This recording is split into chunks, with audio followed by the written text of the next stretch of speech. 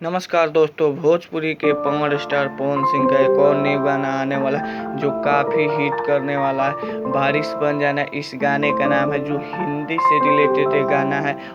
और एक बात, इस गाने का वीडियो काफ़ी हाई क्वालिटी का बनाया जा रहा है, जिसमें काफ़ी हाई बजट पैसा लग रहा है। और एक साथ तीन गाना रिकॉर्डिंग हुआ है, जो एक गाना ही अभी आ रहा है पायल देव और पवन सिंह के साथ, जो काफ़ी शानदार ये गाना है। ये गाना का वीडियो बॉलीवुड की तरह हाई फाई बनेगा। पावर स्टार पवन सिंह भी कह रहे थे कि जैसे आप लोगों ने पुदीना है हसीना गाने को बहुत सारा प्यार दुलार एंड आशीर्वाद दिया, इस गाने को भी वैसे ही प्यार दुलार एंड आशीर्वाद दीजिएगा। दोस्तों, वीडियो को अधिक से अधिक शेयर कीजिएगा ताकि पावर स्टार पवन सिंह जी का और भी फैन जान सके। पावर स्टार पवन सिंह जी का हिंदी गाना आ गया है।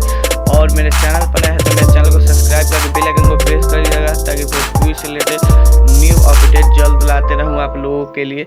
तो बाय, मिलते हैं अगली वीडियो में।